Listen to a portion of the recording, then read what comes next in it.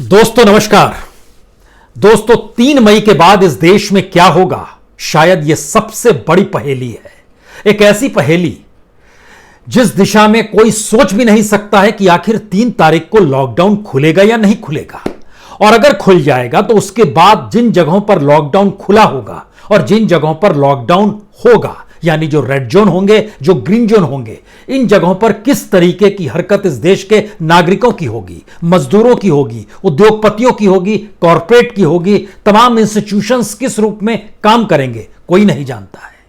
3 तारीख के बाद रेलगाड़ियां जब चलनी शुरू होंगी तो उसकी स्थिति क्या होगी, रेलवे स्टेशन पर किस तरीके का नजारा होगा, हवाई जहाज उड़ान भरेंगे तो फिर एयरपोर्ट की स्थिति क्या होगी, सड़क पर बस, ट्रक, गाड़ियां दौड़ने लगेंगी तो किस तरीके की आवाजाही शुरू हो जाएगी, नहीं कोई जानता है।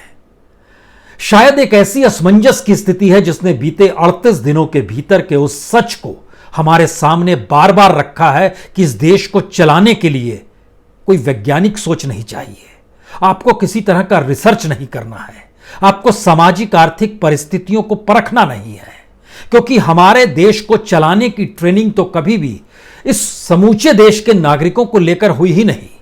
एक ट्रेनिंग रही है कि देश को कैसे बांटना है, कभी जाति के नाम पर बांटा गया, कभी धर्म के नाम पर, कभी अलग अलग मुद्दों के नाम पर, कभी कभी नीतियों के नाम पर, कभी नीतियों के जरिए दिए जाने वाले बजट के नाम पर, और कभी कभी न्यूनतम की जरूरत और रईसी की चकाचौंध में उड़ान भरते हुए अमेरिका को भी पीछे छोड़ देने की सोच। सब कुछ तो हमारे सामने है, और शायद इसीलिए लॉकडाउन की जब इच्छा हुई तब लगा दिया। लगे हुए लॉकडाउन में इस बात का जिक्र किया गया जो जहां पर है वहीं पर रुक जाए, लेकिन इसी लॉकडाउन के बीच में जिन्होंने कहा था उन्होंने इजाजत भी दे दी। अब मजदूर आवाजाही कर सकते हैं, अब छात्र अपने घर जा सकते हैं। अपने तरीके का निर्णय, अपने तरीके की सोच, जिसे मन चाहा, जिस रूप में चाहा उसने उस चीजों को जिया है इस दौर में। बड़ा अजीबोगरीब सवाल है यह कि आज जब हम आपसे इस बात का जिक्र कर रहे हैं कि इस देश का मतलब निकाला क्या जाए, इस देश के भीतर का सच क्या है, अगर इस देश की सरकारें नहीं जानती है तो फिर नीतियां इस देश को लेकर बनती कैसे है। और लॉकडाउन के दौर का सबसे बड़ा सच तो यह है कि पहली बार समूचा देश एक साथ था, 130 करोड़ लोग, उनकी जरूरतें, वो जरूरतें अलग अलग चाहे हो, लेकिन हर जरूरत को देखने के लिए कहीं एक दृष्टि चाहिए थी, और उस 130 करोड़ लोगों को संभाल पाने की क्षमता इस देश की सरकारों में नहीं है। इस देश की सत्ता की सोच वहां तक नहीं जाती है। हमारे यहां इंस्टीट्यूशन इस रूप में कभी काम कर ही नहीं पाए हैं कि 130 करोड़ लोगों को अगर एक साथ देखना शुरू करें तो वो कौन सी नीति लागू करेंगे, उनके पीछे कौन सी इकोनॉमी होगी, कौन सा सोशल ढांचा होगा, नहीं पता है।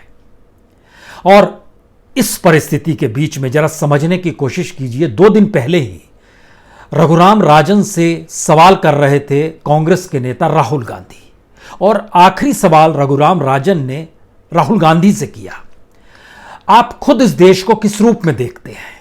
और इस पर जवाब राहुल गांधी का इतना ही था कि दरअसल यह देश तो बहुत सारी विविधताओं में है, दक्षिण की स्थितियां अलग है, उत्तर की स्थितियां अलग है, पूर्व की स्थितियां अलग है, तो उसके पीछे कहीं कुछ काम करना पड़ेगा, सोचना पड़ेगा। और शायद उस जवाब के बाद एक सवाल जहन में तुरंत आ गया, क्या वाकई इस देश को लॉकडाउन के दौर में किसी ने समझा नहीं, इस देश का मतलब क्या है। और इस देश को जाति धर्म से जैसे ही आप निकालते हैं, उत्तर पूर्व दक्षिण पश्चिम से जैसे ही आप निकालते हैं और एक देश मान लेते हैं, वैसे ही आप संकट में आ जाएंगे, क्योंकि इस देश की किसी भी राजनीतिक पार्टी ने कभी इस देश को लेकर कुछ काम किया ही नहीं है। इस देश का सच क्या है, इस दौर में तो सबसे बड़ा सच यही निकल कर आया।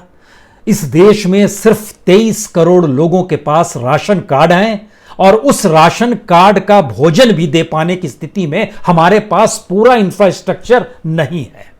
इस देश के भीतर में लगभग 11.5 करोड़ बच्चे हैं जो सर्व शिक्षा अभियान के तहत मिड डे मील जिन्हें मिलता है, और उस मिड डे मील को दे पाने की स्थिति में भी हम नहीं हैं। इस देश के भीतर में लगभग 25 करोड़ से ज्यादा मनरेगा के मजदूर हैं, और उसमें एक्टिव मजदूर जो हैं उनकी तादाद लगभग 11 करोड़ है। उन्हें भी हम रोजगार 100 दिन का एक साल में दे पाने की स्थिति में नहीं आते हैं, और लॉकडाउन ने एक समूचा सच हमारे सामने लाकर रख दिया कि अगर रोटी की जरूरत भी हम पूरी नहीं कर सकते हैं, जो बहुत ही न्यूनतम है, कितनी न्यूनतम है आज हम इसका जिक्र भी आपसे करेंगे। और इन सब के बीच दूसरी तरफ इंडस्ट्री, कॉरपोरेट, एमएसएमई यानी छोटे और मंझोले उद्योग, उनकी एक पूरी तादाद है।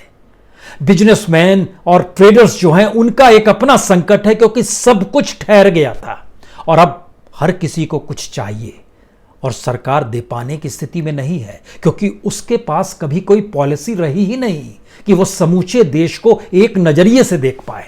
उसने तो प्रांतों में देखा है, बांट कर देखा है। इसीलिए वो जरूरतों को पूरा करने के लिए कभी वेलफेयर स्कीम का जिक्र करती है या फिर कभी दूसरी तरफ 5 ट्रिलियन इकोनॉमी का सपना दिखा देती है। आइए जरा इसके बीच आज गुजरने की कोशिश करते हैं कि भारत का सच अगर 130 करोड़ लोगों के साथ सामने आ जाए तो हम उसे भी पूरा कर पाने की स्थिति में क्यों नहीं है, और अगर नहीं है तो फिर कैसे पूरा कर पाएंगे, यह सोच क्यों नहीं विकसित होती है। हमें लगता है इसकी शुरुआत हम लोग कहां से करें। इसकी शुरुआत इस रूप में की जा सकती है कि मिड डे मील को लेकर आप कल्पना कर सकते हैं कि सरकार ने तय किया 2 दिन पहले ही कि जो मई और जून में गर्मी की छुट्टियों में बंद रहते हैं स्कूल, उसको भी हम अब वहां पर मिड डे मील बांटेंगे, क्योंकि संकट है देश के सामने। अब आप कल्पना कीजिए, इस देश के लगभग 11 करोड़ बच्चे मिड डे मील पर टिके हुए हैं, उनको भोजन मिल जाता है, स्कूल जाते हैं तो, और उसके लिए कितना खर्चा होता होगा। सिर्फ 1600 करोड़ रुपए का बोझ सरकार पर पड़ेगा। सरकार ने कहा हम मई और जून में भी दे देंगे। कमाल की चीज है। इससे पहले और उससे पहले और उससे पहले के साल मई जून में नहीं दिया जाता था, स्कूल बंद रहते थे। तो उनको अनाज कहां से मिलता होगा, और जो राशन का अनाज दिया जाता है, उस राशन के अनाज का सच जो है वो 3 किलो चावल और 2 किलो गेहूं पर टिका हुआ है, जो एक राशन कार्ड में मिलता है। उसके साथ कुछ तेल, कुछ नून, कुछ दाल और कुछ किरासन तेल मिल जाता है। इसके अलावे नहीं मिलता। और इन सबको जब जोड़िएगा तो हर के हिस्से में जो हर किसी को पेमेंट करना पड़ता है वह 12 से 15 रुपए के बीच में पैसा देना पड़ता है। सब्सिडी होने के बाद हम उसको भी पूरा कर पाने की स्थिति में नहीं है। तीसरी स्थिति मनरेगा पर आए हैं, लेकिन उससे पहले हमने मिड डे मील से बात शुरू की है, तो जरा इसे आज समझने की कोशिश कीजिए। इस देश के भीतर में आज के दिन 1 अप्रैल को लगभग 10,494 बच्चों ने मिड डे मील किया। लॉकडाउन की स्थिति है पूरे देश में, सही बात है। मिड डे मील पूरे अप्रैल में नहीं हुआ है, सही बात है। इसका पैसा भी बचा है, और मार्च के बाद से अगर 22 मार्च से हम लोग जोड़ें तो बंद हो गया है और अभी भी बंद है। तो इसका मतलब यह हुआ कि अब मई और जून में जो शुरू होगा और उस वक्त जो बांटेंगे वो पैसा वहां से यहां ट्रांसफर कर दीजिए। आपको कोई अतिरिक्त बोझ नहीं पड़ रहा है। आपने यही कहा है सौदा। आज की स्थिति में जब मिड डे मील खुला तो उन सब के बीच में लगभग 7 राज्य ऐसे थे जहां पर स्कूल खुले। उसमें असम था, जम्मू कश्मीर था, राजस्थान था, मेघालय था, उत्तराखंड था, हरियाणा था और मध्य प्रदेश था। कुल मिलाके सिर्फ 10,494 बच्चों को मिड डे मील मिला। जो स्कूलों ने रिपोर्ट किया उनकी कुल संख्या 1,208 है। कल के यानी 30 अप्रैल के दिन 1,606 स्कूलों ने रिपोर्ट किया था और मिड डे मील बच्चों को सर्व हुआ था लगभग 24,000 बच्चों को। 11 करोड़ में से आज के दिन सिर्फ 10,000 बच्चों को हम खाना खिला पाए। लेकिन सवाल यह है कि चलिए लॉकडाउन है, खाना हम कैसे खिलाएंगे, यह सवाल आपका हो सकता है। लेकिन हमको लगता है अब आपको इसके भीतर जरा घुसना होगा और यह समझना होगा कि हम अगर इन बच्चों को भी खाना नहीं दे पा रहे हैं सामान्य दिनों में भी, और सामान्य दिनों का आंकड़ा जब हमने निकाला जो सरकारी साइट पर ही मौजूद है, जो मिड डे मील की साइट है, उसमें जब आप एवरेज निकालिएगा तो ऐसा नहीं है कि इस देश के लगभग 11 करोड़ बच्चों को खाना मिल जाता है। 11 करोड़ 59 लाख कुल बच्चे हैं। इस देश के भीतर में लगभग 8,45,000 किचन और स्टोरेज हैं। इस देश के भीतर में जो खाना बनाने वालों की तादाद है वो लगभग 25,95,000 जो खाना बनाते हैं और उनके जो हेल्पर हैं। ये सारे डाटा सरकार के हैं।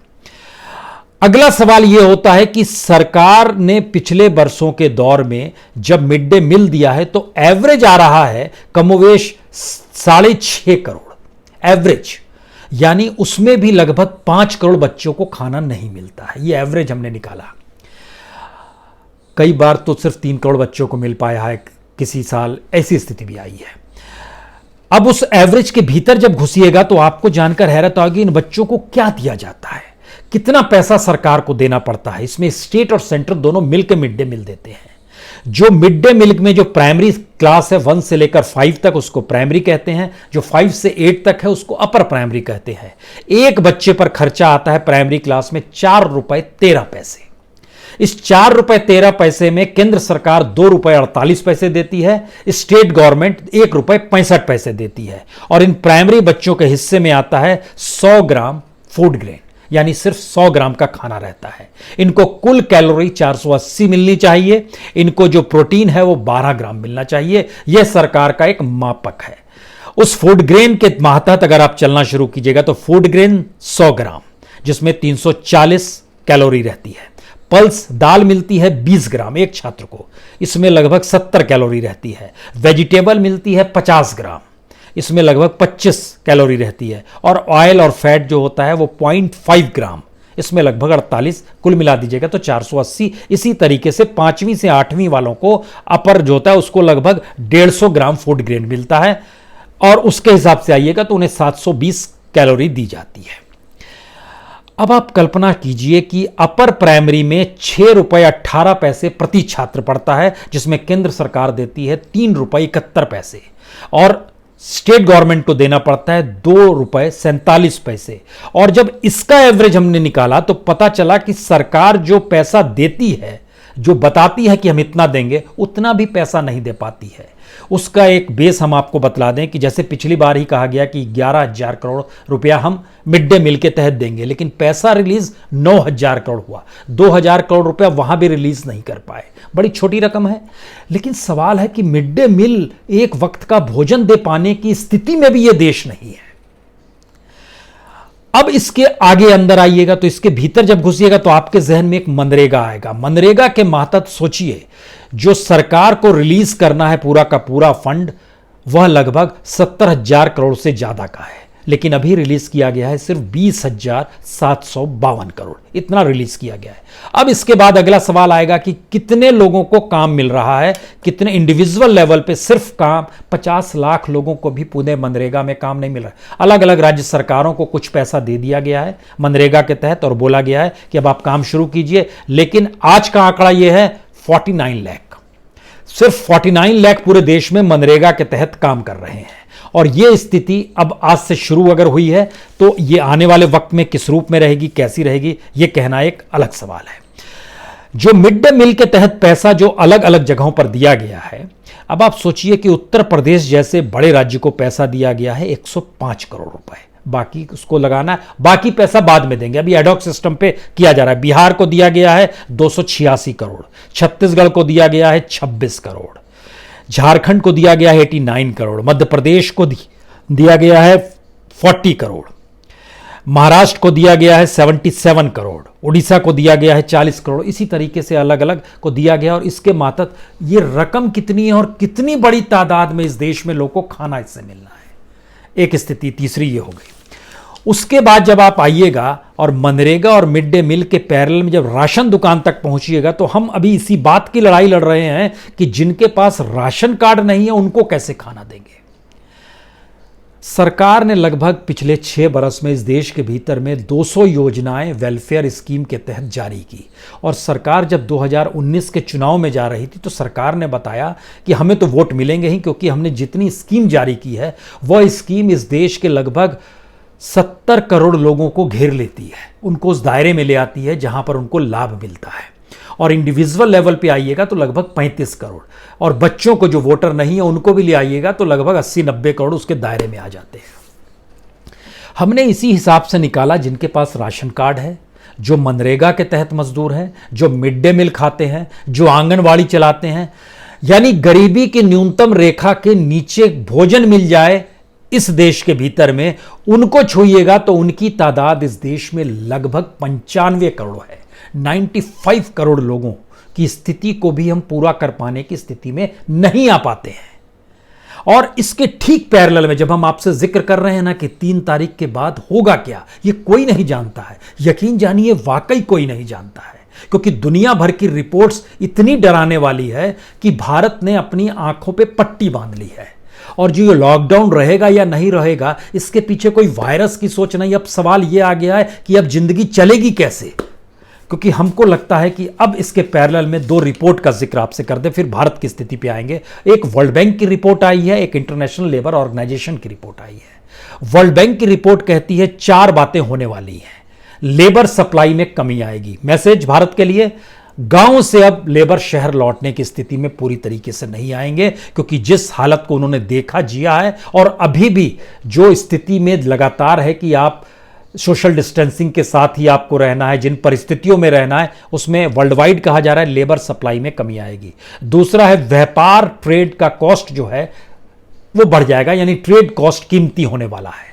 अब सवाल है कि उसके ठीक पैरेलल में है कि जो आप कमाते हैं और जिसे खर्च करते हैं उसमें लगभग 60% की, कल तक आप 100 रुपए खर्च करते थे, आज आप 40 रुपए से ज्यादा खर्च नहीं करेंगे। लेकिन ये 40 रुपए कहां खर्च करेंगे? वर्ल्ड बैंक की रिपोर्ट कहती है सारे सामानों की खपत घर के सामान में होगी, यानी ग्रोसरी, यानी राशन। इसके अलावे सारी चीजें ठप हो जाएंगी और सबसे बुरा असर तो टूरिज्म पर पड़ने वाला है। लोगों की आवाजाही ठप हो जाएगी। दुनिया भर में कितनी बड़ी तादाद में बेरोजगारी होगी, कितनी बड़ी तादाद में जीडीपी नीचे जाएगी, इसका जिक्र हम लोग बार बार करते रहे, लेकिन इसको एक लिहाज से इंटरनेशनल लेबर ऑर्गेनाइजेशन ने उसकी एक जमीन तैयार की। उसका कहना है कि पूरी दुनिया के भीतर में लगभग 330 करोड़ लोग मजदूर के तौर पर काम करते हैं। 330 करोड़ रुपए, 330 करोड़ लोग। उस 330 करोड़ में से लगभग 200 करोड़ जो हैं वह पूरी तरीके से असंगठित क्षेत्र है, अनऑर्गेनाइज सेक्टर है, जिसमें कोई आपको सामाजिक तौर पर सरकारें जिम्मेदारी नहीं लेती है। उसमें से 160 करोड़ की नौकरी जा चुकी है। भारत की तादाद असंगठित क्षेत्र में लगभग 92% है और भारत में असंगठित क्षेत्र की नौकरियां चली गई, तबाह हो गई है। वो सामान्य स्थिति में भी क्यों तबाह थी वायरस के आने से ठीक पहले, यह भी हम आपको बताएंगे। यानी यह नहीं है कि वायरस ने तबाह किया है, हमारे यहां सरकार चलाने की परिस्थितियां में इकोनॉमी कैसे ध्वस्त होती चली गई, इसका भी एनालिसिस सरकार के ही डाटा में छुपा हुआ है। और आईएलओ की रिपोर्ट बहुत साफ कहती है कि 130 करोड़ कामगारों के सामने तो सीधा असर रोजी रोटी का पड़ने वाला है। रोजी रोटी से मतलब है भूखमरी की स्थिति आती है, जिसका जिक्र आईएमएफ भी कर रहा है, इंटरनेशनल मॉनेटरी फंड भी कर रहा है। आईएलओ को कहना है कि मैन्युफैक्चरिंग सेक्टर होगा, एकोमोडेशन एंड फूड सर्विस होगा, होलसेल और रिटेल ट्रेड होगा, रियल एस्टेट होगा, पूरी तरीके से तबाह होगा। और इन स्थितियों के बीच में मानकर चलिए कि अगले 6 महीने कम से कम 10.5% काम के घंटों में गिरावट आ जाएगी, काम नहीं होगा लोगों के पास। इसका मतलब यह है कि कुल मिला के 30 करोड़ लोगों की फुल टाइम नौकरी चली गई। यह काम के घंटे और इसको अगर आप जोड़ देते हैं उसमें, इसीलिए लगभग 43 करोड़ लोग जो इंटरप्राइजेस से जुड़े हुए हैं, जो कारोबार से जुड़े हुए हैं, जो स्वरोजगार से जुड़े हुए हैं, जो स्टार्टअप किए थे दुनिया भर में, देश भारत को मिला के, उन पे जबरदस्त खतरा है। ये दोनों रिपोर्ट बतलाती है। अब इसके पैरेलल में आइए कि भारत के भीतर की स्थिति क्या है और भारत के भीतर की स्थिति क्यों डावाडोल है। हमको लगता है यहां एक चीज जिक्र आपसे कर दें। अगर मान लीजिए मार्च से पहले की स्थिति आपको बता दें, भारत की आर्थिक स्थिति क्या थी, और उसके बाद इस मार्च और अप्रैल में क्या हुआ, एक अलग हिस्सा है। मार्च से पहले की स्थिति यह थी कि जो विदेशी पैसा भी लगता है वह भी अलग अलग सेक्टर से निकलने लगा था। आज तो स्थिति और नाजुक हो गई है, उसका जिक्र करेंगे। और जो शेयर मार्केट और म्यूचुअल फंड का जिक्र होता है वह भी माइनस में चला गया था। वो कौन कौन से सेक्टर थे जो माइनस में चले गए थे? Financial service, auto sector, consumer staples, information technology, energy, bank, ये माइनस में चले गए थे, चाहे वो एफपीआई हो चाहे वो म्यूचुअल फंड हो। और इन सब के बीच स्थिति इतनी बिगड़ती चली गई, जो टॉप मोस्ट जो इंडस्ट्रियल प्रोडक्शन जिसको माना जाता है इंडेक्स, यानी आईआईपी जिसको माना जाता है, उसमें लगभग 6.5% की गिरावट आ गई। 40% तक ये नीचे चला गया इसका प्रोडक्शन। ओवरऑल कंट्री के भीतर में अगर आप देखना चाहेंगे तो इसमें हमको लगता है कि ऑटो सेक्टर का इतिहास को जरा सा टटोल इसलिए लेना चाहिए क्योंकि ऑटो सेक्टर भारत में लगभग 4 करोड़ लोगों को रोजगार देता है। इतिहास में ऐसा कभी नहीं हुआ कि किसी एक महीने में एक भी गाड़ी किसी भी कंपनी की नहीं बिकी। वो अप्रैल का महीना था, चाहे वो मारुति हो चाहे मर्सिडीज हो, कोई गाड़ी किसी की नहीं बिकी पूरे अप्रैल के महीने में। और 4 करोड़ रोजगार पर संकट मंडरा रहा है। जीडीपी में इसका ऑटो सेक्टर का 8% योगदान होता है और इसके जरिए जो टैक्स कलेक्शन होता है वो लगभग 11% होता है। स्थिति कितनी नाजुक है ये आपको समझ में आ रहा है। उसके बाद आइए कि अगर फरवरी तक की स्थिति ये थी और इस रूप में डूब रहे थे स्थिति, और मार्च के बाद की स्थिति ये है, cement -24.7, natural gas -15.2%, steel -13%, fertiliser -11.1%, electricity -7.2%, crude oil -5.5%, refinery -0.5%, industry, manufacturing, construction पूरी तरीके से तबाह, ट्रैवल और अकोमोडेशन इसके साथ तबाह। सवाल ये नहीं है कि ये सेक्टर तबाह है, सवाल है इसमें काम करने वाले लोग तबाह हो गए। और इतनी बड़ी तादाद में अगर लोग तबाह हो रहे हैं तो लॉकडाउन के बाद 3 तारीख के बाद इस देश की स्थिति क्या होगी? 3 तारीख को एक बेस बनाते हुए चलिए क्या करना होगा और किस रूप में जीना। क्या सरकार के पास कोई स्थिति है, या सरकार सिर्फ यह सोच रही कि अच्छा लॉकडाउन था तो कोटा से बच्चों को मंगा लिए, आंध्र प्रदेश या तेलंगाना से रेलगाड़ी चला दिए और यह सब कुछ लॉकडाउन की स्थिति में हो रहा है, आवाजाही हो रही है, तो यानी एक नियम बनाया, वह नियम भी हम खुद ही तोड़ेंगे क्योंकि प्रेशर इतना ज्यादा आ गया है हमारे ऊपर। और यह प्रेशर ऐसा है जिसका जिक्र नारायण मूर्ति जो इन्फोसिस के हैं उन्होंने बहुत खतरनाक तौर पे बताया कि तय कीजिए कि वायरस से लोग मरेंगे या तय कीजिए कि भूखमरी से मरते हुए लोगों को आप देखेंगे जिनकी तादाद कई गुना ज्यादा होगी। यह स्थिति बताती है कि हमने वैज्ञानिक तरीके से चीजों को समझा ही नहीं है। इस देश को अभी भी नहीं जाना है। इस देश को अभी भी देखने का नजरिया वही मार्केट इकोनॉमी और वही कैपिटलिज्म है जिसमें प्रॉफिट बेस्ड इकोनॉमी थी। अब प्रॉफिट बेस्ड इकोनॉमी का जिक्र नहीं है। अब अगर पॉलिटिकल पार्टीज के खातों में हजारों करोड़ रुपया है या किसी नेता के पास खूब रुपया, वो क्या करेगा? उसको यह सोचना होगा और इस देश की सत्ता को सोचना होगा। इस देश के पूरे सिस्टम को नए तरीके से आपको मथना होगा, बताना होगा कि हमारी अब प्राथमिकताएं क्या हैं, जो आप अभी भी बताने से चूक रहे हैं। अभी भी आप चीजों को बांट रहे हैं, डाइवर्ट कर रहे हैं। इसीलिए इंडिया इंक यानी जो टॉप मोस्ट कॉर्पोरेट होते हैं उनकी जरूरत लाखों करोड़ की है। स्टेट गवर्नमेंट, गहलोत साहब कहते हैं 1 लाख करोड़ दीजिए, बघेल साहब कह रहे हैं 30,000 करोड़ दीजिए, पंजाब के मुख्यमंत्री अलग मांग रहे हैं, छोटे छोटे राज्य अलग तरीके से मदद मांग रहे हैं। अभी भी चीजें हम लोग देख नहीं पा रहे हैं कि पहली बार लॉकडाउन ने उस बॉर्डर्स को खत्म कर दिया और अभी भी हम चीजों को बॉर्डर्स में ही बांट कर देखना चाहते हैं। हम ये मानकर चल रहे हैं कि अब ये हिंदुस्तान में अभी भी स्टेट है, सेंटर है, चीजें बटेंगी, वो इस जात का है वो, और ये चीजें नजर आई है इस दौर में। बच्चों के लिए या अपर क्लास के लिए उनको रईसों के साथ हमको तोलना पड़ रहा है, उनको ज़्यादा सुविधा देनी पड़ रही, मजदूरों को सुविधा नहीं दे रही। अब कल्पना कर रहे हैं कि इस देश में अगर सारे करोड़पति खत्म भी हो जाए तो क्या होगा? देश तो चलेगा ही, लेकिन इस देश का किसान मजदूर अगर खत्म हो जाए तो देश कैसे चलेगा? जो छोटे छोटे इंडस्ट्री चलाने वाले लोग हैं वो सब खत्म हो जाए, जहां मजदूरी काम करते हैं, कैसे चलेगा? हमारी टेक्नोलॉजी भी अभी उतनी पुष्ट नहीं हुई है और ह्यूमन रिसोर्स का इस्तेमाल करना हम जानते नहीं है, तो इसके मतलब क्या होंगे? और ये सारी परिस्थिति बतलाती है कि सरकार के पास विजन की कमी जब हम बोलते हैं, इसलिए हमको ये लगता है, बताना पड़ता है, क्योंकि सरकार ने अभी पिछले हफ्ते ही इंफ्रास्ट्रक्चर को लेकर बताया 2020 से 2025 तक का 111 लाख करोड़ का, यानी 111 लाख करोड़ का उसने एक प्रोजेक्ट बनाया।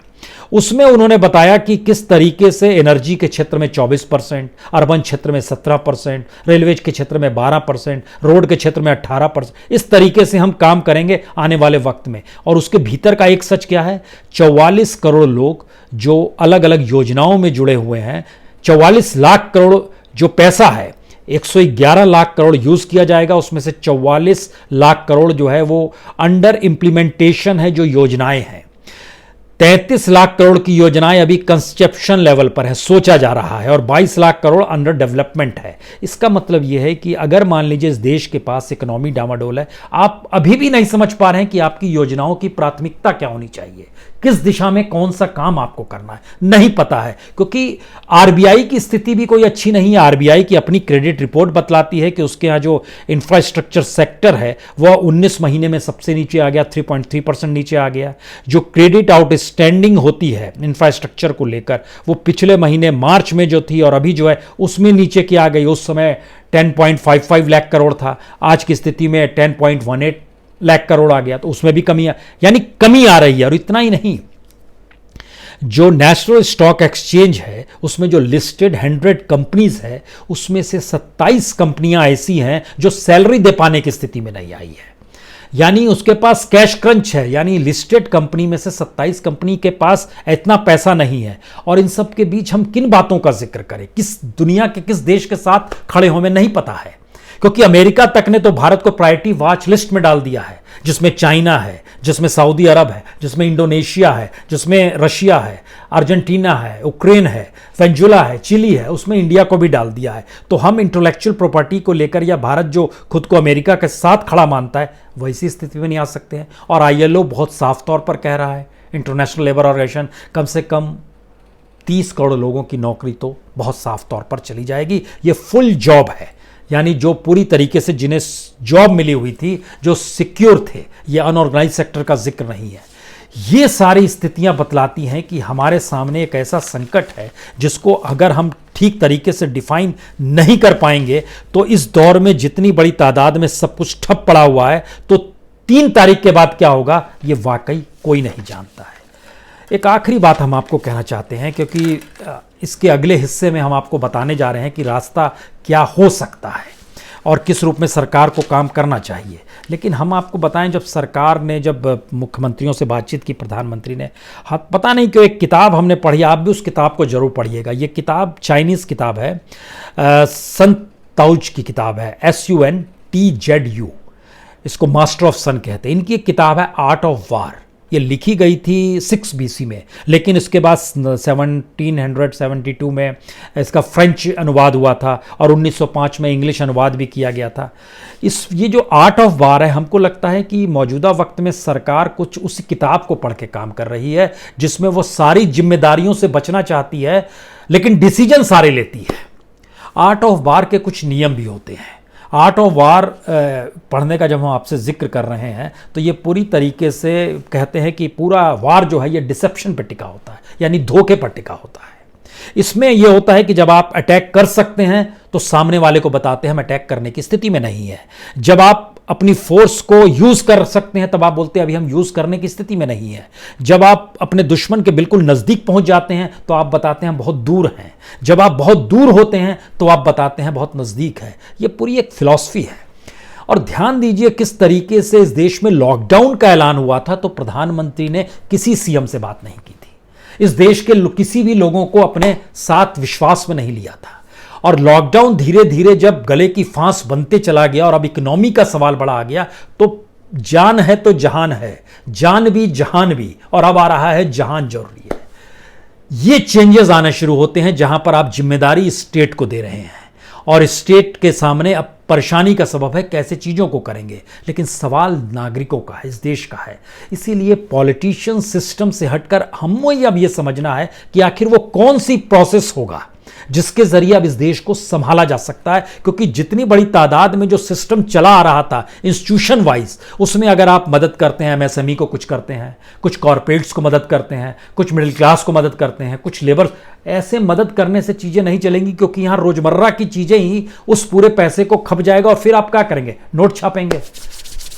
इसका जिक्र हम अगली बार करेंगे आपसे कि किस तरीके से इस देश को चलाने के लिए आपको अब पूरे देश को डिजाइन नए तरीके से करना है। और ये जो पैसा बांटने की परंपरा है, इसके लिए इतना पैकेज दे दे तो 1,76,000 करोड़ में भी आप राशन का दुकान पे अनाज नहीं पूरा भेज पा रहे हैं। किसी भी रूप में आप नहीं कर सकते हैं क्योंकि आपने इस देश को एक नजरिए से कभी देखा ही नहीं है, टुकड़ों में देखा है देश को। कभी अपने प्रांत को देखा, कभी अपने लोगों को देखा, कभी अपनी जाति को देखा, कभी धर्म, क्या क्या नहीं किया गया है। और अब पूरा देश हमारे सामने खड़ा है। समझना हमें ही है, परिस्थितियों को ढालना उस अनुकूल होगा। हां, सुझाव अब दिए जाएंगे और मेरे ख्याल से हम कल जब आपसे मिलते हैं तो इस उम्मीद और भरोसे के साथ कि एक योजना आपको बता पाए इस देश के भीतर में तरीके क्या होंगे। अन्यथा ये सरकार, ये सिस्टम, ये मौजूदा वक्त शायद किसी को नहीं पता है 3 तारीख के बाद होगा क्या। बहुत बहुत शुक्रिया, बहुत बहुत शुक्रिया।